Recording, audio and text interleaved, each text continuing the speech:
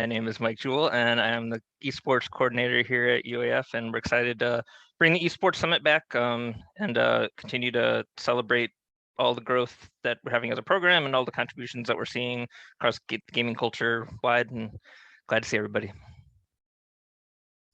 Hello, I'm Shayna. I work here as a student assistant for esports, and I'm also a student, obviously. I study accounting and sports management with a focus in esports, and it's been super fun working with this program over the past few years and watching it grow from the ground up. There's so many opportunities, just like the Esports Summit, so I'm super excited that we get to do this today. Awesome. And on the call today, we also have Dr. Mark Herman, who is our dean here at CBSM and has been a very avid supporter of esports since day one. If Mark, if you want to give a wave, that would be great. So thanks.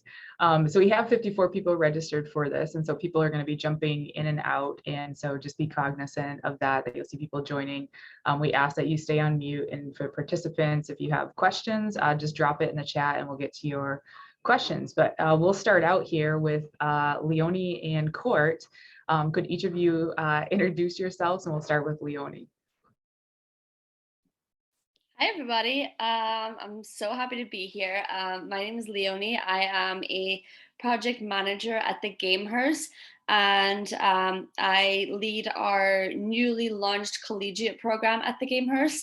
And I work a lot behind the scenes of some of our biggest projects, such as the GameHERS Professional Bootcamp, which is coming up at the end of April, and the GameHERS Award Show. I can tell you guys more about that later, but yeah, I'm super happy to be here. And hi, my name is Court. My name on Twitch is FrozenFlygone. So I am a Twitch streamer, but also I am a newly appointed Frame Fatales event lead, and Frame Fatales is an offset of a speedrunning company called Games Done Quick, which is all about raising money for charity through speedrunning events. And so Frame Fatales is all women, and it's been an amazing experience getting to work with the women of the speedrunning community, and we've raised $395,000 for Malala Fund over the past 4 events and hoping to keep growing our group. So thank you so much for having me. Well, thank you both for being here. We really appreciate it, especially with both your expertise and your experience in gaming. So let's start with the first question of what opportunities. We're obviously talking about women in gaming, which has been a really important issue since I feel like the gaming industry has become more mainstream. But what opportunities do you think that women face? What opportunities are there out there for women in esports and gaming? We'll start there and maybe start with Court this time. Sure. So I think that the biggest roadblock that a lot of women face are maybe not seeing as many people that look like them to start. The biggest thing is just getting started. But once you do that, there's such an amazing community of women out there in both the streaming and speedrunning scene across all kinds of different games and genres. And it can be really amazing to find other women that share common interests with you and be able to lift each other up and get advice and stuff like that, because it's having allies like that can just help everyone improve and grow and learn from each other. So I think the biggest thing is you're not alone, and there will be people who are there to help. Don't be afraid to ask questions, because I know that I've helped a ton of people get into streaming and speedrunning too, and there were people that helped me, and we can continue to just keep growing by helping each other out and not being afraid to reach out and ask questions like that. I love everything that Courtney just said, especially because a lot of it aligns with what we're doing here at the GameHERS. The importance of, finding your people and connecting with, like-minded people that have similar interests. Our main mission at the GameHERS is to amplify the voices of women in the gaming industry and celebrate what they're doing. And in order to be able to do that, we need to build a community. So for the past 2 years, that's what the GameHERS has been doing. We're 2 years old. We have a community of over 500,000 people already. And it's just so amazing to see what women can do when they find people who, are kind of headed in the same direction. They're sharing advice with each other. They're, pulling each other up. They're celebrating each other, sharing kind of top tips and tricks of what they're doing in the gaming industry. A lot of our community members have expressed how that before the GameHERS came along, they really struggled to kind of find their place in the gaming industry. And the similar kind of situation of hitting these barriers, roadblocks, closed doors where they're entering environments and feeling like they're not welcome, not specifically because anything was doing anything wrong, but just because of the fact that they're a female, and a lot of the spaces that they were trying to enter and be a part of were very male dominated.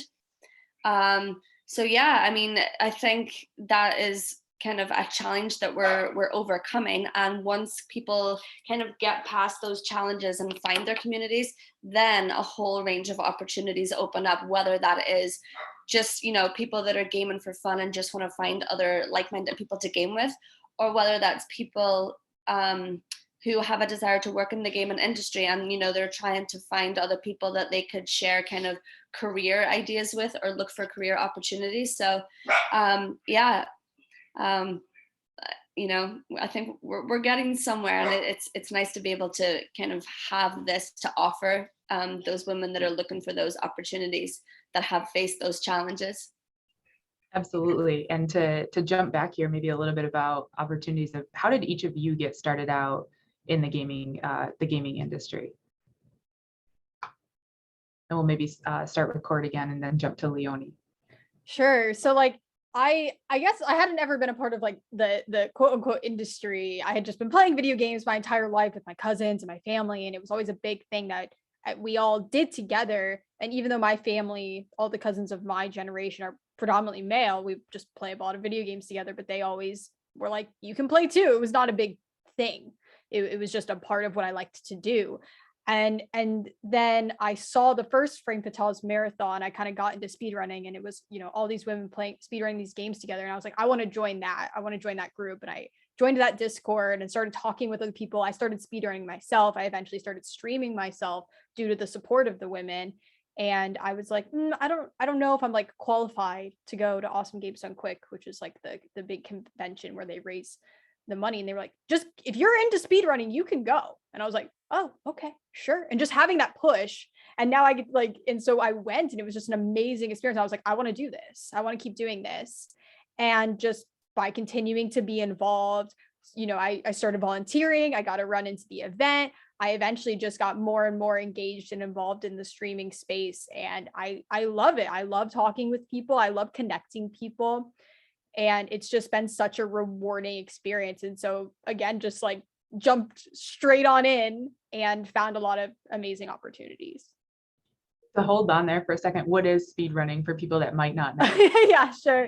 So basically the concept is you take a video game that you like to play, and you just you play it again and try and beat it as fast as possible. So you put, you could have just a little timer on your phone, and it's like, okay, I beat Super Mario World in an hour and a half.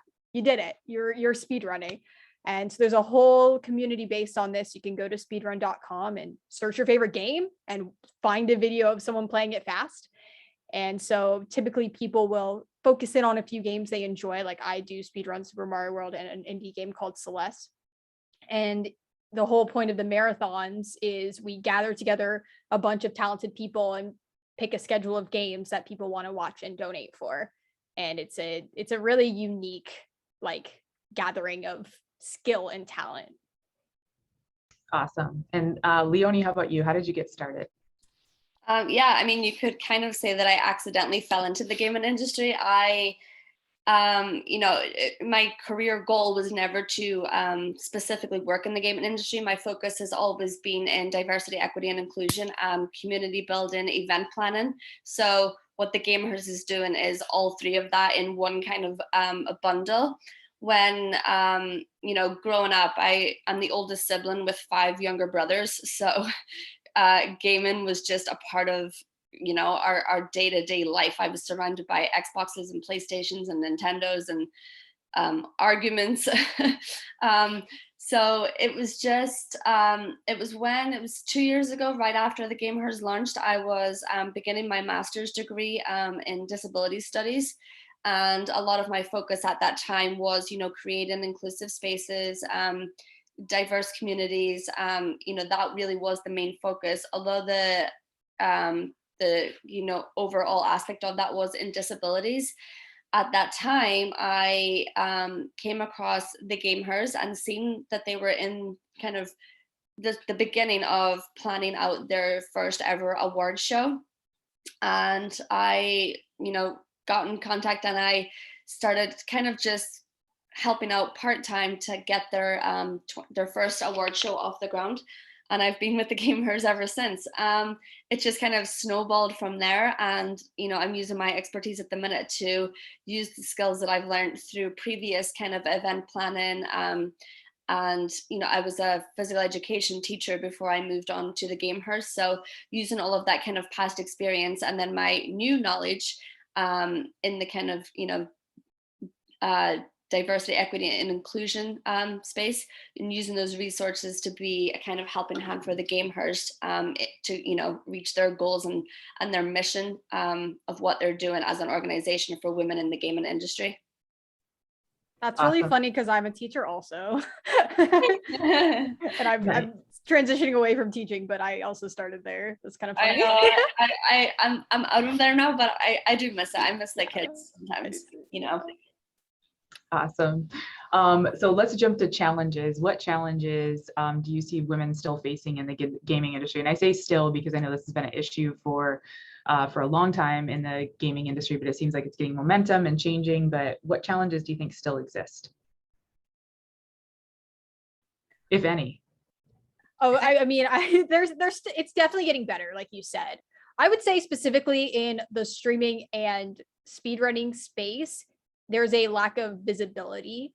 A lot of the most popular streamers, a lot of the people that are getting selected for these events are men. And like, you can just look at the statistics of who gets accepted to events. It's a lot of men. Having women or having non-binary acceptances is a lot lower, just percentage wise. So it can feel like it's something that's not meant for us. It can feel like something that is it's someone else. And a lot of issue women also face is like feeling this imposter syndrome of like, I'm not good enough, I'm not going to try and be in the event because it's a waste of my time, because I'm not going to get selected. And that's something I'm really trying to push back on with the work in frame fatalities. Is like, my thing I say to all the women is, you don't get to decide if your run is good enough. The games committee gets to decide. Send it in and have confidence in yourself. And they might choose, you might get lucky, or, you know, it's something they've never seen before. You'll never know unless you put yourself out there and do it. And also, you know, people are more critical of women on the internet. First of all, there's a lot of joking that women don't exist on the internet, which is very harmful. There's also, I've experienced a lot of like backseating in my own stream from people assuming I don't know what I'm doing. And it's just something that women see a lot more than male counterparts on the internet, is just the assumption that we aren't knowledgeable about various things. And that can be very frustrating to overcome. But it's important to just kind of push back on that and just be like, I know what I'm talking about, and moderate your spaces to kind of just move that language aside. Because the more we talk about like, no, women deserve to be here, we're just as skilled, you know, the more and more it'll get integrated into the space and it won't be a problem. And also like, that's a big thing that male allies can do, is when they see those kinds of conversations happening, to shut them down and lift up the women and say, that's not acceptable for you to say as part of our community. It's not acceptable for you to tell someone that they're not good enough. And that's a big way that we can start changing and reducing those obstacles. Yeah, Court, I agree with like everything that you said as well. And I think that, yes, things are definitely getting better, but obviously there is still a lot of kind of challenges that are, you know, still present in the gaming industry. I think one thing as well, and this is kind of not only for women in the gaming industry, but also men, but the misconception that kind of surrounds gaming, you know, that it's not a real career, you know, you can't, gaming's a fun thing to do, you know, it's a hobby, it's not an actual job. And the kind of old stereotypes that surround gaming of, you know, you can't make money in that industry, and, you know, it's a lazy kind of option. And it's just like, I feel like the fact that the whole gaming industry itself is so male dominated, it's a little bit easier for males to kind of find their place in that space. But for the females, especially, you know, we're focusing a lot on the collegiate kind of age at the minute with our new college program. And it's something that a lot of our students that are in our community have expressed to us, is that, you know, they really want to join the college's esports teams or programs, but they're just nervous because they might be the only girl, or they haven't seen a girl being represented in the esports kind of event page and all that kind of stuff. So like the challenges are still there. And I think that one good thing is that people are talking about it openly a lot more. People are speaking up more when they see that something is wrong. You know, people are a lot quicker, and I think that women are getting a lot more confident in saying something when they see that something is wrong, you know, and especially these days as well with like the likes of social media and Twitter, and you know, it's a lot easier now to kind of flag something when you see that something's being done that's not right.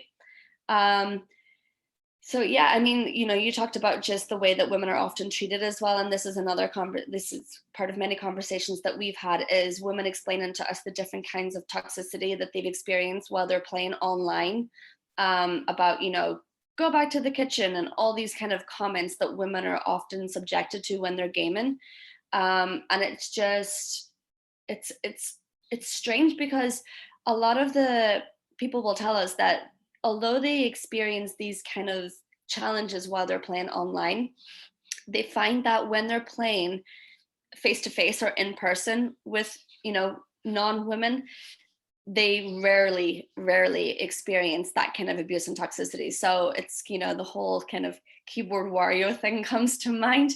And yeah, like I think we're breaking down these kind of barriers, and you know, hopefully these challenges will decrease as we move on and keep doing what we're doing.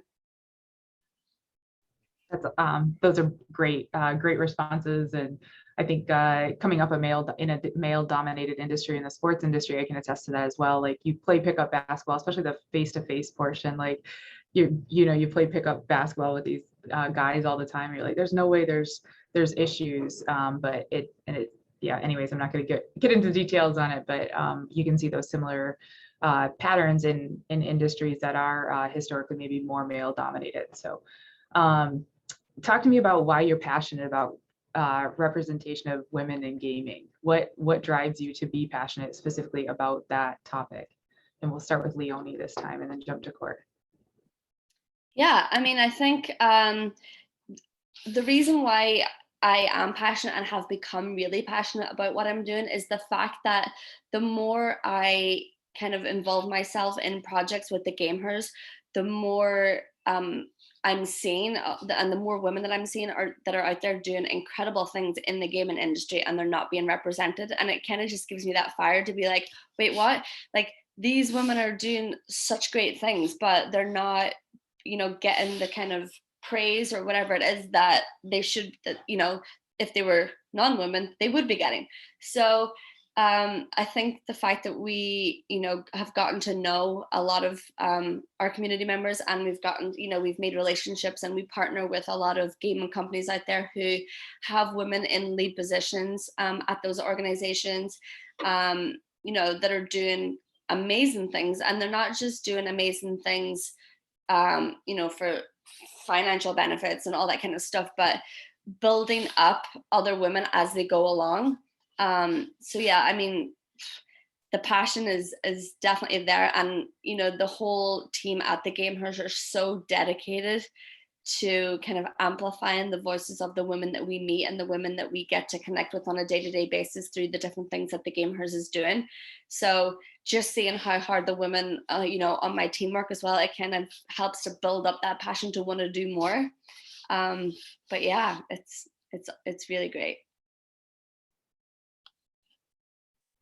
Yeah, that's awesome. Absolutely so true. Just like you see someone get inspired and they inspire more and more people, and it just like grows and blossoms, and it's a beautiful thing. Specifically, like what I love about what I do with Frank Fatales is it's a lot of these women's first time in a speedrunning marathon.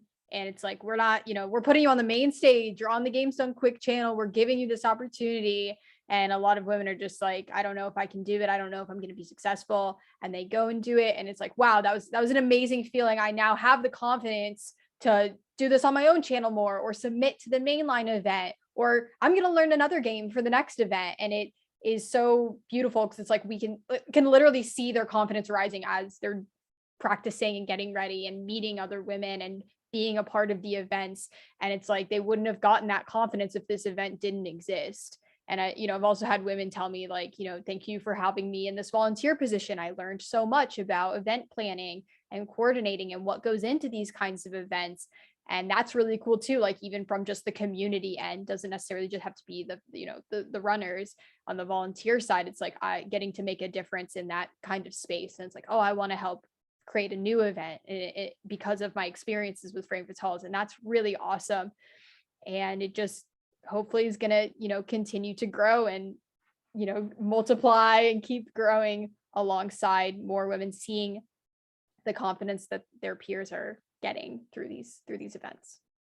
Court, can I just say as well, like you're talking about, spotlighting different people through events like that. And you just reminded me of, like, I mentioned it earlier, but the GameHERS Awards. And like, yeah, I spoke about this on other panels just because I kind of go back to it every time, because it's a good example of what this kind of event can do for someone, not just personally, but, for their career and other things.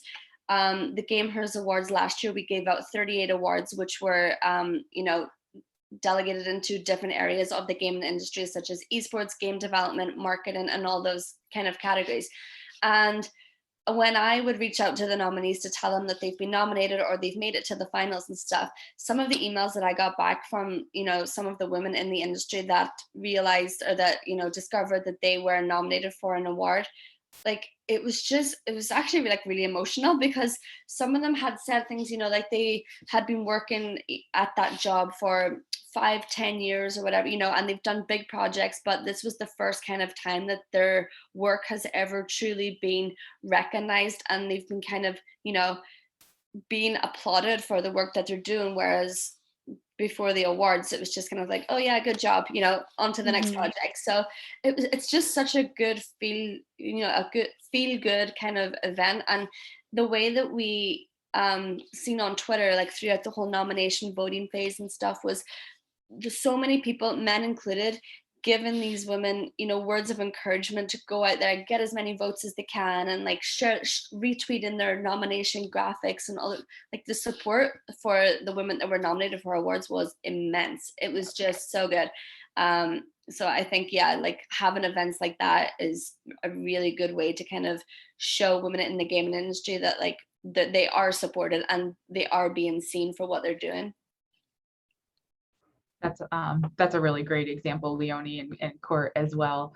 And one of our other speakers who couldn't make it today, Jessica Gonzalez, who had a last minute work event that came up, has a lot of experience with industry accountability, being with Blizzard, Activision, and what we've seen happen there.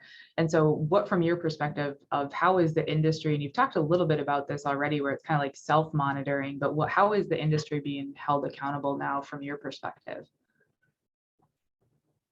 We'll start with Court and then jump to Leonie. I think with opportunities like Twitch has did a lot of marketing for both Black History Month and Women's History Month these past 2 months. There's a lot of accountability on social media of just like, okay, you've said you're going to do this. How did it actually benefit those people? And what did it do for them?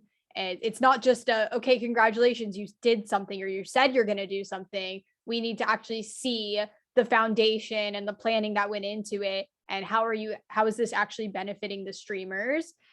And I think that accountability has been really huge. There's a lot of stuff that you see surrounding Twitch in terms of safety. There's been, like, recently a lot of stuff has been coming up about like hate rates and stuff like that. And it's like, okay, you're saying, Twitch, that you're going to protect us. How are you going to do it? And we're going to keep talking about it until it happens. And that has created change. They did roll out a lot of amazing safety features where you have to verify with an email. So you can't have a bunch of people registering without an email. That's cut down on spammers and stuff like that. And that kind of accountability protects everyone. And I think that's a great example of a time where everyone spoke up, not just the people who were being targeted, and it created some real change. Yeah, I think, you know, as you said, things like Twitch, having the safety features and stuff, and other organizations are definitely being held accountable more now than ever. In regards to social media, we kind of talked about that earlier as well. You know, when people see something that they know is not right, people are more inclined to speak up now than they were before. And even just organizations being sure that they are, you know, representing what the whole kind of statistics look like out there. Like we have talked about this a lot, especially this month with it being Women's History Month, but female GameHERS make up almost half of gamers in the US now. I think it's something like 46% of US gamers are female. So with that big statistics, I think gaming organizations, colleges with esports programs, they're kind of looking at their teams and thinking, how is this statistic so kind of, you know, almost 50-50, but yet we're not seeing that being represented on our teams. So we are, you know, I've had so many conversations with coaches, directors of esports programs over the past few weeks, and a lot of them are at the point where they're, you know, they feel accountable for not having that women kind of representation on their teams, and they're acting upon that and trying to, you know, do something different, try different strategies. You know, a lot of them are on board and with our collegiate program in the hopes that we can help them not just attract more females to their esports program, but make sure that they are doing everything that they can to have a space that women actually want to join. And then once they do join, that they have, you know, different resources in place. So if a female joins a esports program that is part of the GameHERS collegiate program, even though they might be the first and only female on that team, they then have access to the GameHERS collegiate program where, you know, they've got access to the dedicated Discord. They can meet other students all across the US. They have access to, you know, our weekly kind of pickup games where they can play with other female students that might be the only female on their team across the US. So I think just, you know, that's only the collegiate kind of area of the gaming industry, but I think that other organizations out there as well are kind of, you know, looking at staff numbers and then looking at these statistics and thinking, something's not, you know, adding up here, so we need to do something about it. And a lot of them are putting, you know, things into practice that are helping them kind of balance that out. And yeah, I think just, as you mentioned as well, just people speaking up on social media and stuff, that's always a good way to kind of hold people accountable for anything that they see as wrong. Yeah, absolutely. And what you said about like making a space that women feel welcome in and non-men feel welcome in. It's not good enough to just make a space and just be like, okay, just exists over here and things are being said that make people uncomfortable and we're not really moderating it. You have to set up a space that also has good rules and healthy moderation and things that are actually going to protect the marginalized people of that group. Because if you just make something and then you're not actually maintaining it in a healthy and safe way, it could even be more damaging because people are getting exposed to hate or discrimination. You got to establish a well set of rules that's going to protect that group of people. Exactly. Yeah. And going off of that, Court, you just mentioned like having a space welcome for everybody. How do you, in your current organizations, how are you navigating between female representation and just general inclusivity and general like equity and inclusivity? Yeah, absolutely. So like within like the Frank Patel server, that safe space is just for women in the community. And that's what we have set it out to be. But in terms of like general speedrunning communities, that's like, you know, a big catch-all. But at the same time, like the women of our community, by meeting each other and sharing experiences, are helping make things better. They're moderators in their own spaces. You know, we have a lot of women who speedrun Pokemon, and they've kind of, you know, gotten together and been like, okay, we've seen examples of bigotry here and we're going to fight back against it. And that's been really cool. And also we've seen a lot of just positive change of people listening more because we kind of have a little bit of a united front of like, hey, we have really positive communities that we can model ourselves after and share what they've been doing in a positive way with other spaces, which is really fantastic. But we also have, like, I'm also a showrunner for the GDQ Hotfix, which is like basically a general speedrunning show. And we try and rotate our talent. So we're showcasing a bunch of different communities all the time. And we check with each other of like, okay, have we shown this person too much? Let's try and reach out to some like lesser known streamers, some lesser known people in the community. And it's a big catch all, but we're also trying to be diverse in our options of what we select and lifting those people up. And it's been very successful. That's awesome. And I think that this is super important as well, that it's not just about navigating a balance between female representation, but kind of just equality as a whole. And I think it's really important to know that, like, just because, you know, we are women, that is, we are women, we are an organization that was created by women and for women. We, you know, our goal is not for women in the gaming industry to get any sort of special treatment that's going to advance them over men in the gaming industry. That's not the goal. It's never has, you know, it never has been the goal, never will be the goal. It's to create that equality in the gaming industry. So, you know, yes, we are doing a lot of things to help women professionally and just kind of, you know, for the casual gamers, for the fun side of being in the gaming industry, but, you know, making sure that it's helping them just to kind of move up into a level playing field, basically, because as I mentioned before, the statistics already show that we're nearly at a 50-50 percentage between, you know, for US gamers being male, 50% male and 50% female. And, you know, I don't know, it's hard to kind of put into words how much that, you know, we are not kind of favoring that one gender should be doing more than another gender. It's just that kind of balance between both. But yeah, we're doing what we can. Speaking of not just one gender, what can non-women do how can they help in regard to equity in the gaming space? What are some things that you've seen, or what do you have for recommendations for those folks that are not women and that maybe want to support women in the gaming industry? Yeah, I mean, we have so many non-women allies and, you know, partners and friendships at the GameHERS. It's funny because as we launched our collegiate program like 4 weeks ago, I've had, you know, many Zoom calls with coaches and directors just kind of wanting to learn more about the program and, you know, figuring out how to get involved. And every time I log on to Zoom to meet the coach or the director, it's always a male. It hasn't been a female. And, you know, at the start, it was kind of like, oh, this is like super interesting. I haven't, you know, had a call with a female coach or director yet.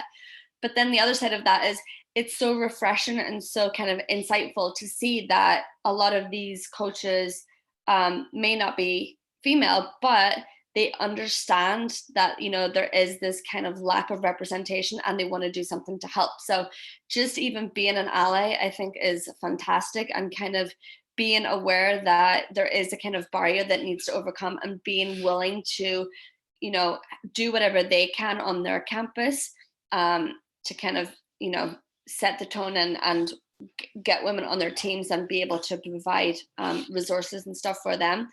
But yeah, it's been amazing. We've had so much support from non-female people in the gaming industry over the past years, and I'm like super excited of, you know, about the relationships that we have and where they are going.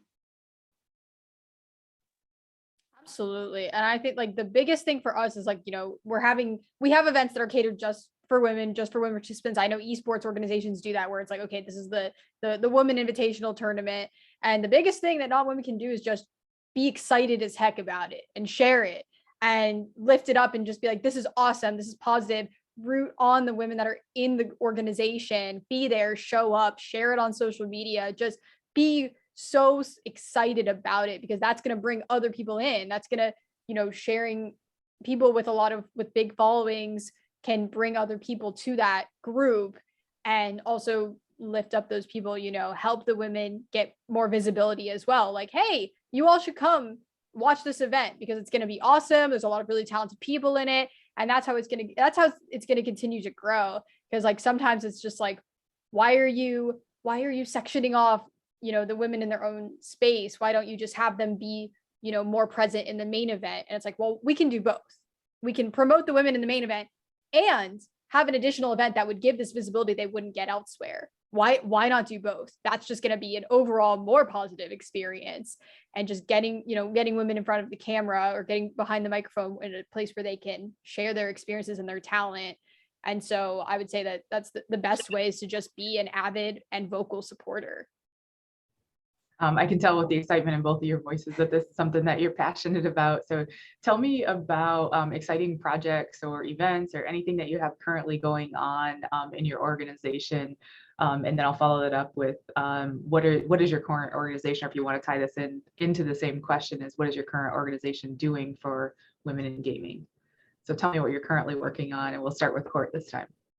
Sure. So we actually, FrozenFlygone pretty much just concluded our Frost Fatales event, which that happens every year in February. And we raised $132,000 for Malala Fund. And we were partnered with them because their mission is to ensure that all women across the world get access to quality education. So that's something we're really passionate about as well, working with them. We've had representatives from Malala Fund come into the studio and talk with us about their love of games, their love of education. So that's been like extremely rewarding.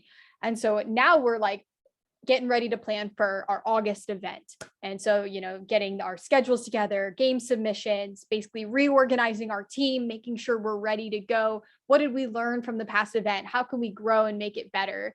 And so, yeah, we're getting ready for Flame Fatales in August. And it's gonna be really exciting because every single event we're raising more and more money for our charities and for our organization. And also the viewership is growing. People are coming to us like, this is my favorite event. I love the energy and positivity.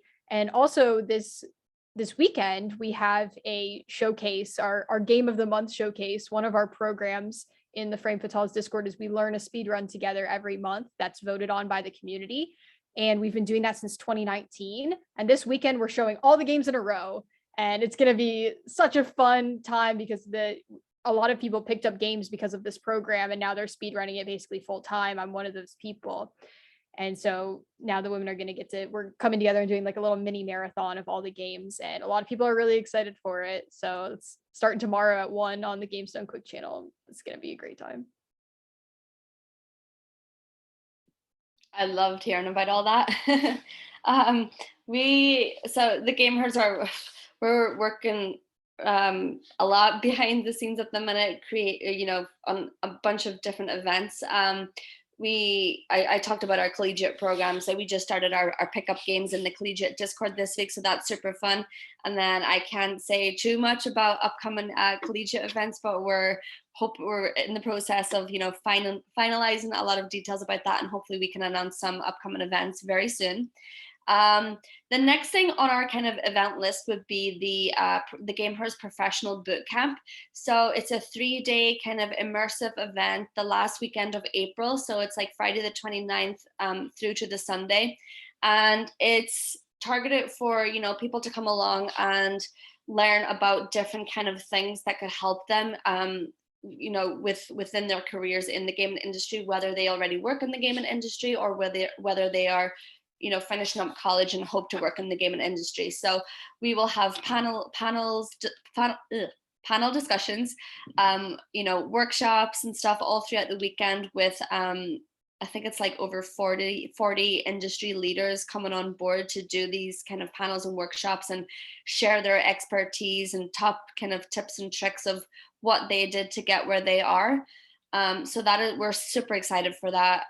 We've been working really hard here at the GameHERS, and we're excited to kind of get it out there and start talking about it and get everyone excited.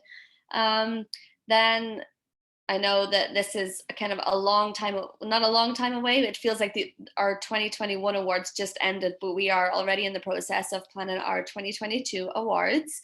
We normally start nominations around August time, and the final then would be in November 2022. We haven't decided yet how many more awards we're giving away this year, and I also don't want to give away too many details, but it's going to be bigger and better than ever, and we're super excited to continue celebrating all the women that are doing just incredible things in the gaming industry. Awesome. Thank you both. It sounds like you both have a lot of really great projects that you're working on and events and that sort of thing. I do want to say to the audience that if you have questions, just drop them in the chat. We have about 10 minutes left. And we have 2 more questions that we have scheduled, and then we'll open it up to the audience too. So feel free to drop in the chat any questions you have, and we'll get to those. So do you think, to kind of wrap up what we've been talking about, do you think that the gaming industry is changing for women? And you've kind of alluded to this, but if you could talk a little bit more about it in your perspective, that would be great. And we'll start with Leonie. So. Yeah, no, I definitely think that the gaming industry is changing. I mean, gaming itself has expanded so much over the past, 5-10 years.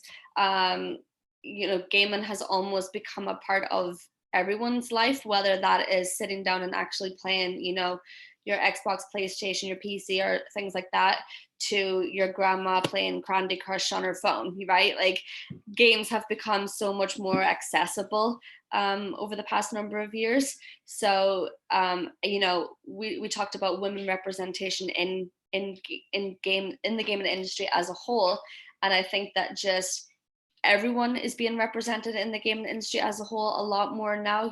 We've got women in our community who are, professionals at many other things, doctors, nurses, there's grandparents, aunts, sisters, daughters, wives.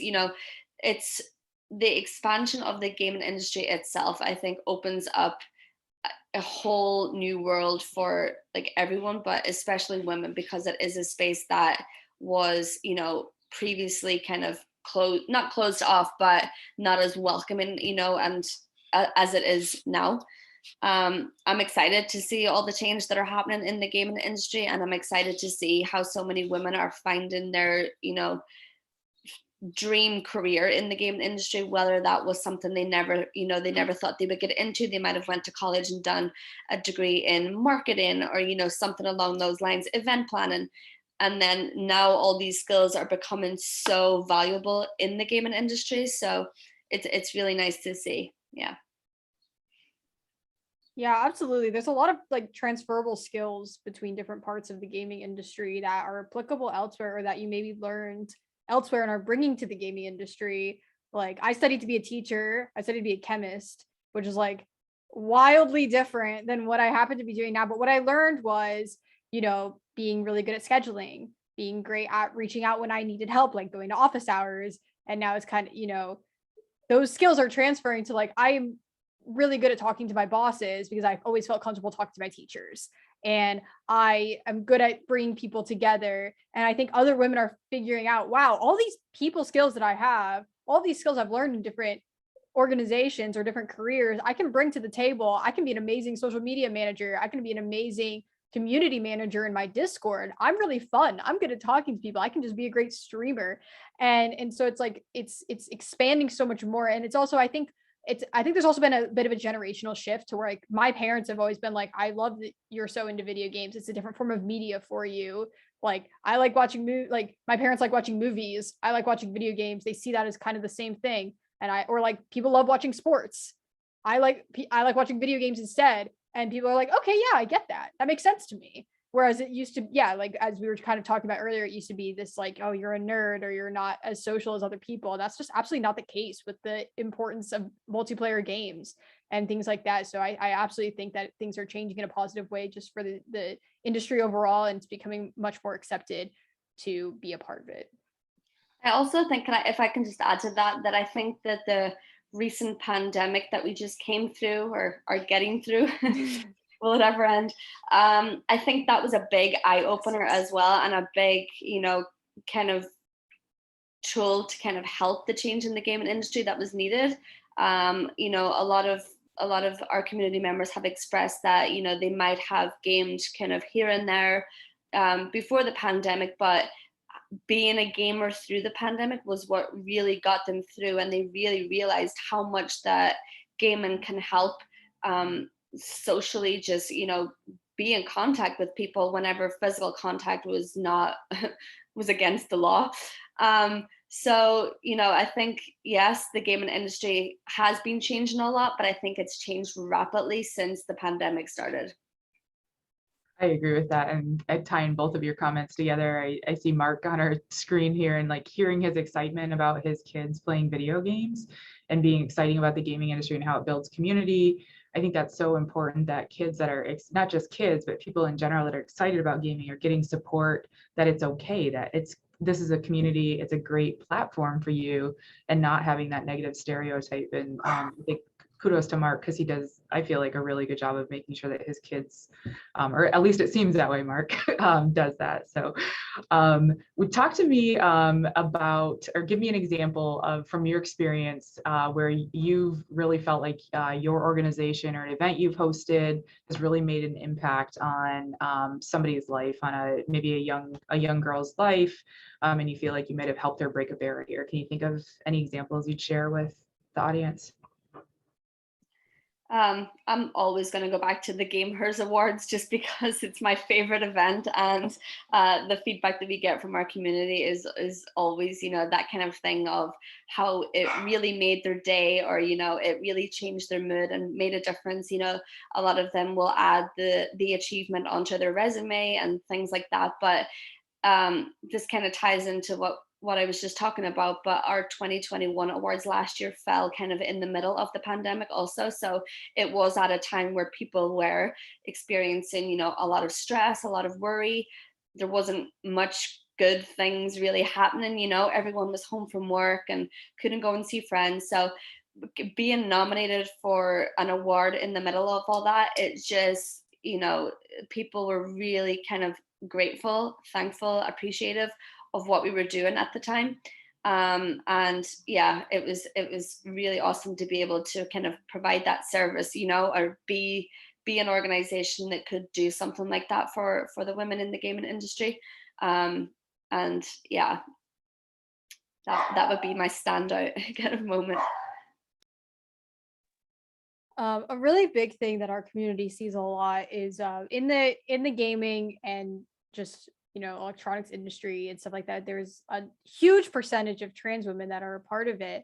And a lot of times we'll get the question like, do you allow trans women in your group? And to me, that's a wild question, because I'm just like, you're a woman. We are all women together. That's not even something that we think about. You are a part of our community. You are invited as part of our community. And so I distinctly remember last event, you know, one of the trans runners, after her run, she was just like, that was the first time I really felt like no one was judging me or looking at me differently than anyone else in the event. I felt like truly a part of this. And that was a really validating and euphoric experience for me to be a part of this. And that was just like such a wow moment of like, I'm glad that we could do that for someone, that we could do that for, you know, an even further marginalized subset of our community, that it was just like, I feel a part of this. And this has really like resounded with my identity. And that was just like so beautiful. Those are awesome stories.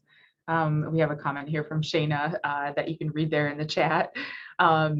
We have 2 minutes, and so I will leave it to Leone and Court for last thoughts on maybe advice to students or advice to the entire panel, or share anything that you'd like in regard to maybe your organization, or take it where you wish. So last thoughts for the panel, or for the audience, sorry.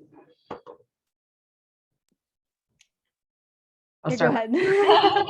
I'm just gonna say that I'm just so happy to be here, and I think that the fact that you you know, have a section in this esports summit specifically for a discussion on women representation in the game industry says a lot to how far that we've come. You know, the fact that kind of was a direct effort to talk about this in particular, it's really great, and it you know, it kind of makes me feel like we're doing something right, you know. And I'm just, yeah, I'm so happy that I was able to come on and chat with everyone. And Court, I loved hearing about all the cool things that you're doing. And if anyone has any questions, let me know.